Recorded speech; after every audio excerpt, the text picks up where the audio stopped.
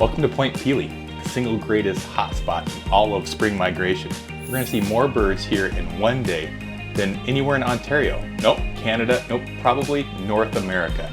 This is the hotspot. If you're a birder, you're going to want to come here.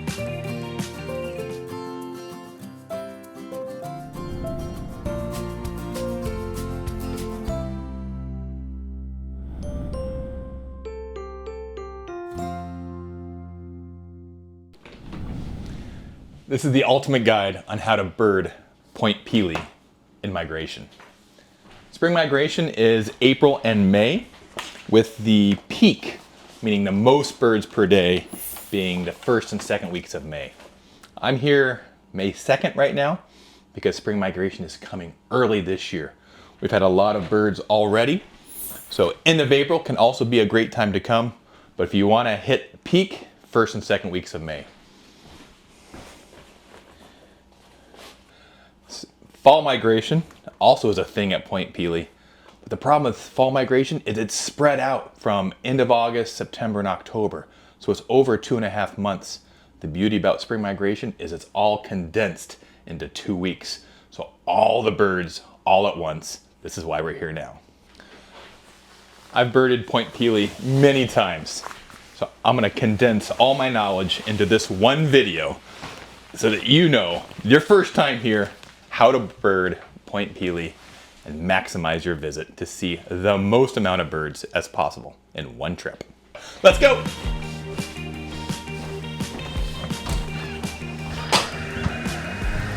We're outside our little Airbnb. See, we're on this approach road that goes to the national park, and there's these strip of cottages that most of them have been turned to Airbnb. This is the primo spot because you're just 2 minutes from the entrance, and there's typically a long line of cars, and to beat that line, just get as close to the park entrance as possible. Now, these book up like a year in advance, so if you know what time you're coming, or just plan that first week or second week of May, book your accommodations early. The entrance can be an absolute nightmare because it opens at 6 a.m. and cars line up for miles to be the first into the park, to be the first into the tip. But there's a tip. There's a secret tip. Get an annual pass. It allows you to have your own line of cars and bypass everybody. You can get one of these. I'll put the link at the bottom, but you can get it in mail. There's somebody who handwrites you. Look at that, how easy was that? Barn swallow. They send you this in the mail, handwritten to your address. It's like still stuck in the 80s, 90s. Probably the same person's been doing this for 40 years. And allows you to bypass the entire lineup. Get your pass. First bird is a barn swallow at the entrance booth, starting my eBird checklist. Not while I'm driving. Maybe while I'm driving. Look at that.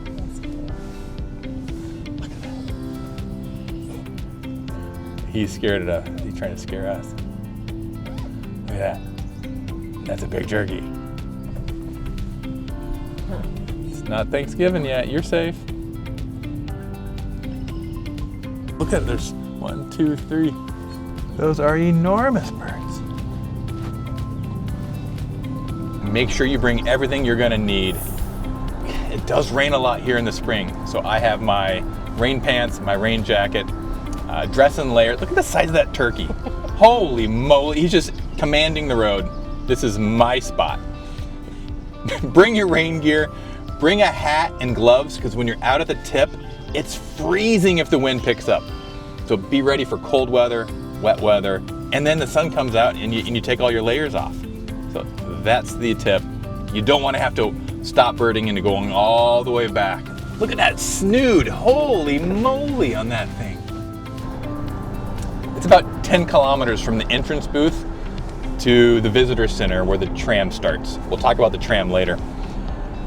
Avoid the temptation to stop along the way. We're gonna wanna get to the tip as fast as possible because that's the best birding. We'll hit all the marshes and the woods later on in the day when the birding isn't as exciting at the tip. Just go to the end. Speed limit's 40 kilometers here, and it's gonna drive you nuts because you wanna go fast. But for the bird's sake, you gotta drive slow.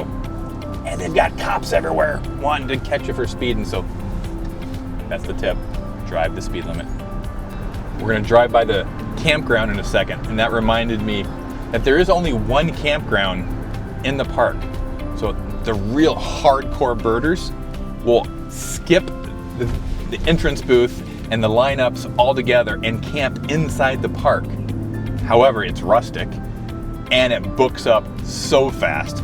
You gotta get there a year in advance or right when the reservations open to get that campsite. We're at the Visitor Center parking lot. There is ample parking for RVs. So that's the way you travel. There's a spot for you to park.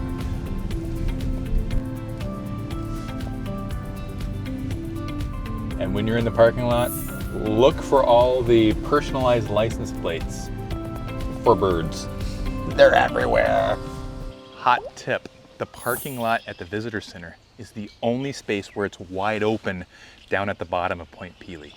So sometimes there's rare hawks or kites that fly over. If that's the case, run to the parking lot because that's the only spot to look up and find the hawk as it's flying over. I would love to see a Mississippi kite today.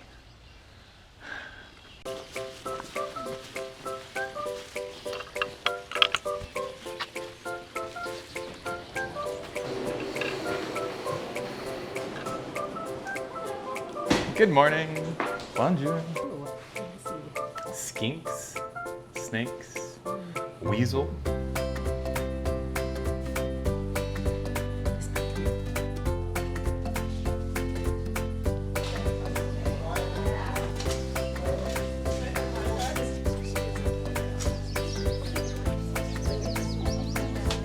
Hot take, only place to get food in the park.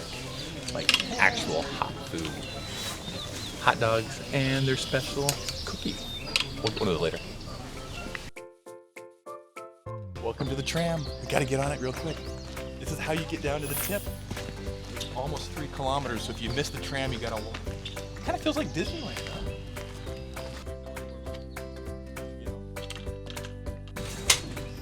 The tram runs continuous starting at 6 a.m. So there's always a race to get on the first tram at 6 a.m. at first light to be the first ones down at the tip. The folks that are camping will typically ride their bicycle. A lot of birders ride their bikes in the park so they can get places from one end to the other faster than anybody else. So I guess in the off season, birders should be training on a bike to get ready for spring migration. If you get into the park in April, the tram starts at 10 a.m.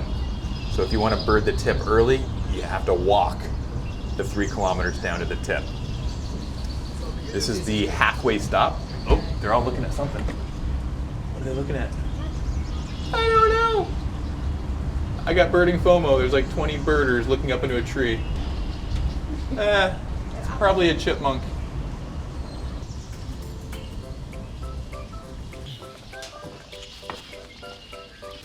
The birders in the know call this the Pizza Hut building. Can you guess why? So everyone takes their photo at the welcome to the tip sign. Heading to the tip, there are some toilets right here at the tram stop, but they're a little grosser than the ones at the visitor center. So use the visitor center ones. It's a half a kilometer, and this is kind of cool. This 42 here, you're like, what is 42? It's the 42nd parallel. This right here, we're now at the lowest point geographically of Canada. It's at the same point as Northern California. That's how low we are in Canada. You wouldn't think that Canada and California are on the same parallel, but that's why birds come here, because we're so far south. It says it's at the same distance as Rome and Barcelona as far as south. So when you think of those places, that's like, you know, Mediterranean climate. Birds love it here because we're so far south. We're approaching the tip, and let me just explain why this tip is so important. Imagine you're a tiny little songbird and you're migrating from South America all the way up to northern Canada to breed. And you're gonna run across this wall of water called the Great Lakes. And you don't want to fly over the water, but you have no choice. So you're gonna pick the narrowest point possible, which is right over Lake Erie. You're gonna leave northern Ohio, and this is the first bit of land you see after flying all night. And these are the first few trees that you're gonna see. And you are dead tired from flying all night. And you're gonna be so tired, you're just gonna fall to the tree and just stay there and sit and rest and recover. So that's why this bit of land is the birder's paradise, because all the birds stop here in the morning. Especially these few trees at the tip.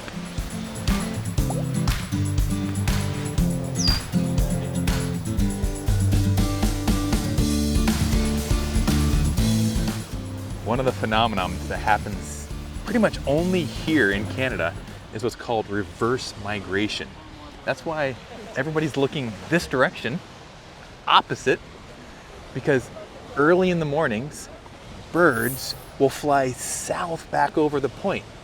Now, the real reason they do that isn't fully scientifically known, but some of the leading theories are they get disoriented at the night, they've landed, and then they wake up, they fly, just to orient themselves to where is north, where they're trying to go. The other option is these are southern migrants that have gone too far, and they realize once they got over the lake, they don't want to be here, and they fly south again back over the lake. So you'll see flocks of birds flying south against the direction you think they should be going. So that's why it's cool, and all the birders are looking this way to see the birds flying south. 25 blue jays flying south. It's like they shouldn't be, but that's what they're doing. And they'll figure it out, turn around. Oh, they just turned around. Orient themselves. Oh, no, going the wrong way. There's the lake. So let me turn around and go back. It's so cool.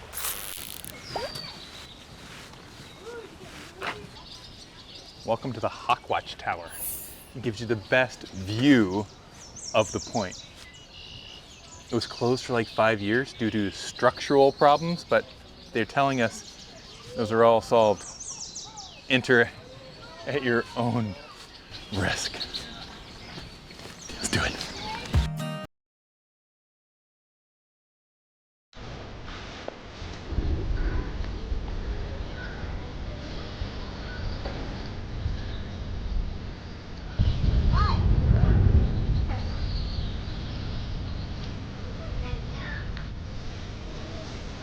This big tree here in the middle, it's called the Serengeti tree.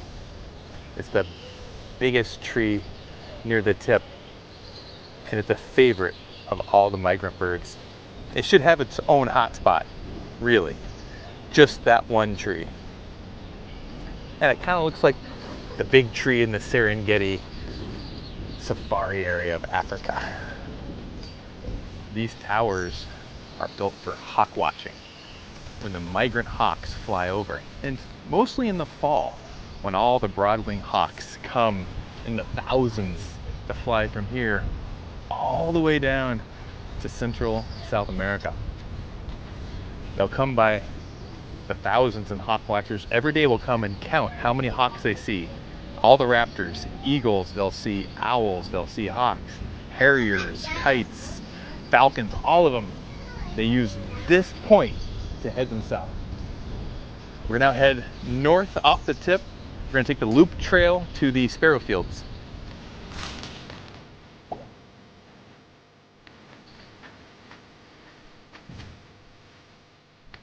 All the trails are marked with these orange streamers so that you know it's an official trail.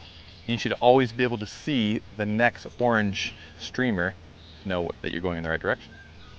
Orange Baltimore Oriole. It's the male. Look at that. This is the Sparrow Fields, they call it. It's the first open grasslands after the tip. So it's a magnet for all the birds that like this habitat, like sparrows. That's how it gets its name.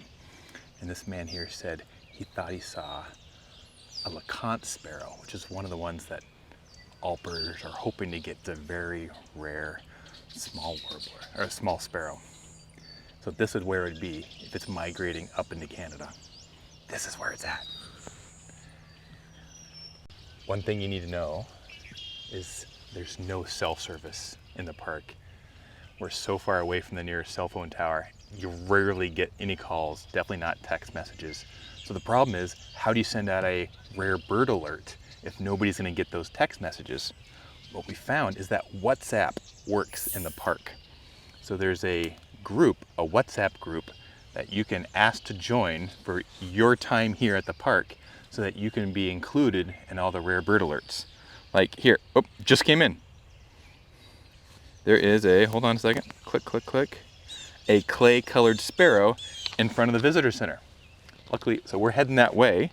Hopefully we'll find a clay-colored sparrow once we get to the visitor center. Scissortail flycatcher at the beach at 8:54.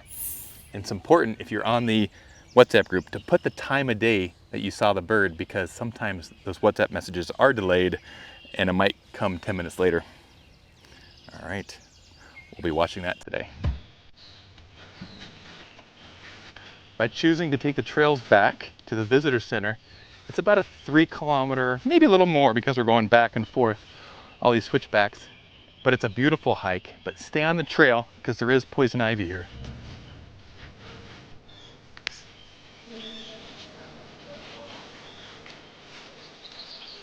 So our plan was to take the redbud footpath, but I was just told a prothonotary warbler is singing over here by the boardwalk. So we're gonna take that trail instead. It's the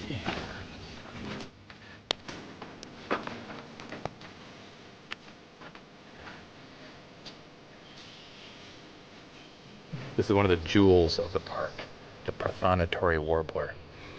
It nests in little bird boxes above the swamp here. It's the brightest yellow you've ever seen. It's like a canary yellow. Gorgeous. I hope I can get a video of it. And they nest above wetlands like this. Right there, right there. You see his tail?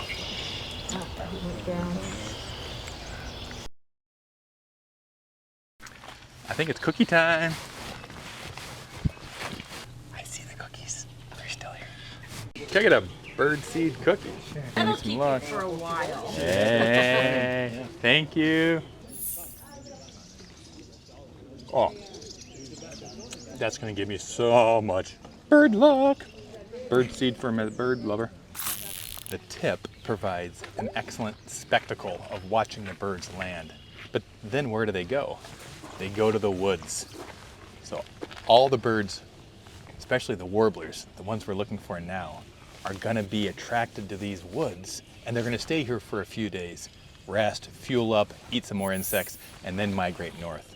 So once you've done the tip, you gotta spend a good chunk of time in the woods. This is where you're gonna find the flocks of the mixed warblers, the vireos, the orioles, the grosbeaks. All the birds are gonna be now attracted to these woods. Let's go find them.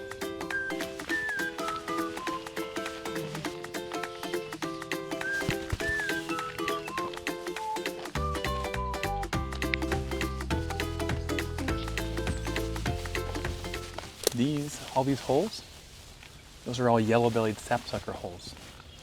They'll drill a hole in a line, leave for like a half hour, wait for the sap to fill in the holes, and then come back and drink the sap. Let the tree do the work for you.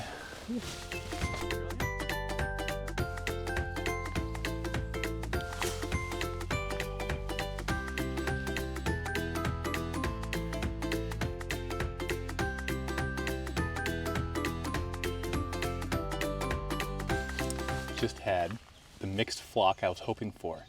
Blue-winged warblers, black-burnian warblers, yellow warblers, Cape May warblers, and there's a northern water thrush on the ground. It's like 5, 6 types of warblers right here all at once. This is why you go to Pelee in spring. And that brings us up to 50 species for this morning. Leaving the woods now, heading to the car, heading north up to the marsh. There's a Marsh Boardwalk and get all the marsh bird species. We're talking terns, bitterns, herons, egrets, swans, teals, ducks, all the birds that live in the water. We're gonna go get them now. Head to the marsh. Let's go.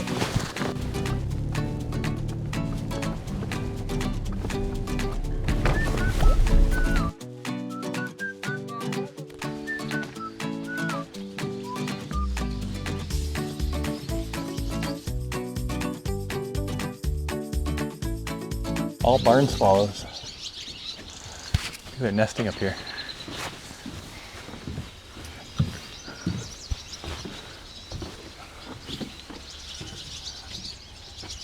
Wow.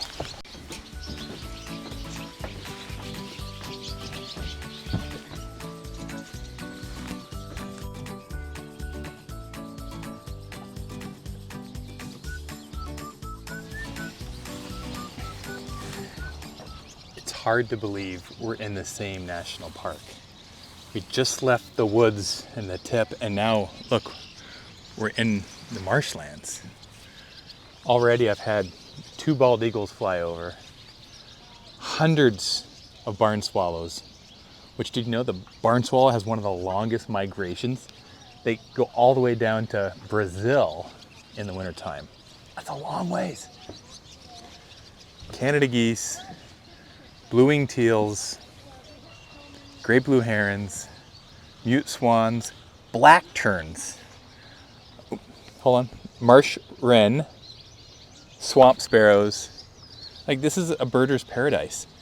And it's a 5-minute drive from all the warblers and vireos we were just seeing. That's why this is a national park. All right, now we're gonna leave Point Pelee National Park, the proper national park, and we're gonna go just outside. There's some roads that you have to go out of the park and then to come back into the park to see the birds. We're going to East Beach Lookout, where a lot of the shorebirds come to rest. And I'm hoping to see some American avocets, some willets, and a bunch of terns. Heading there next.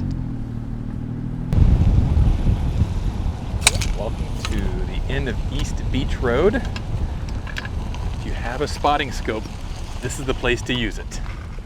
We're going to be looking at the end of the sand spit. All the shorebirds, gulls, cormorants, avocets, they all land here. And so just at the end of this road, there's a little parking spot, turn around. Park there and scope for shorebirds.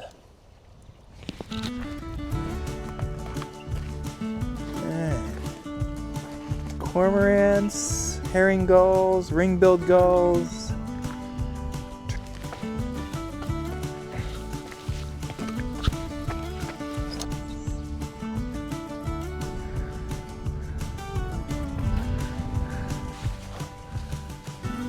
What a good spot, because like the lake is so rough. This is a protected little inlet where all the birds come to rest after migrating. So you'll get all the shorebirds, you'll get the rare gulls and the terns and American avocets. There was 68 of them that I counted. They're like the most delicate looking shorebird. You're gonna love seeing these pictures. Now we're going to Hillman Marsh, which is on the other side of this water, but we have to drive all the way around it. And it's where they have these flooded fields that the shorebirds love to go to. Let's see what we find.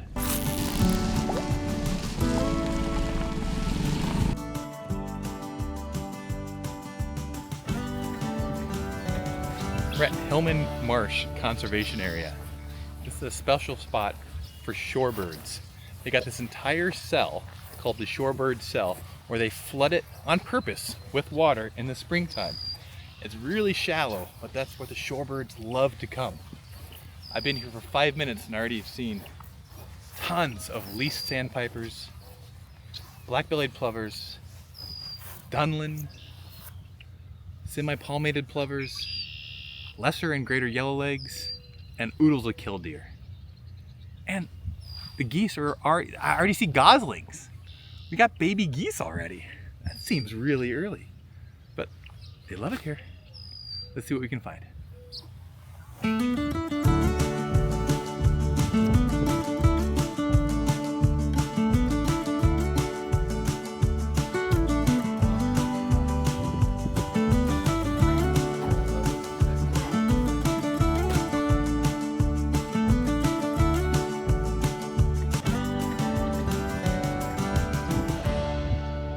We're leaving Hillman Marsh. Man, we met a whole bunch of nice young birders. It's so inspiring to see the younger generation picking it up so keenly. So we're done with birding today. We're gonna go back to the visitor center to get something special from our big day of birding. And then, time to eat. Finished my day here birding in Pelee with 110 species. Now, a little known Easter egg is that if you get 100 birds in Pelee, during the whole spring, you can go into the visitor center, tell them that, and they will give you a pen that says you saw 100 species. Now, it's not widely advertised, just the people in the know, so now you are in the know. Most of the time, it takes you a week to see 100 birds. We did it together today, just one day. Let's go find our pen. I saw that excited smile and I immediately thought pin. Amazing. Do you happen to have a list on it? I do trust you. Yeah, please. Here's 107. Perfect. That works for me. All right. And you already told me a few exciting ones. Yes. Perfect. Thank you. Point Pelee is just outside of Leamington, Ontario, which is the tomato capital of Canada. I think there's even like a ketchup factory here. You see all these greenhouses full of tomato plants. Anyways, what that means is there's a lot of people working in the tomato farms that are Hispanic. And that means there's a lot of Mexican restaurants here. So when you're in Leamington, you gotta eat Mexican. We're going to Canconcito to celebrate our giant day of birding. I just love going to the tip, Point Pelee. Like it's a one-of-a-kind spot in Canada. And just the camaraderie of being there with all the other birders. Everyone's pointing out this bird and that bird. It's like, I look forward to going there every spring. What a full day. We got to see the marsh, we got to see the shorebirds, and now we get to make this video. I know I'm missing something, so please tell me in the comments, what did I miss at Point Pelee? Is there your favorite spot, your favorite trail that I didn't go on? I'm sure I didn't see everything, so put it in the comments, and let's make this the hub of all the best of birding in Point Pelee. So, until next time, I'm just gonna say cheers and happy birding.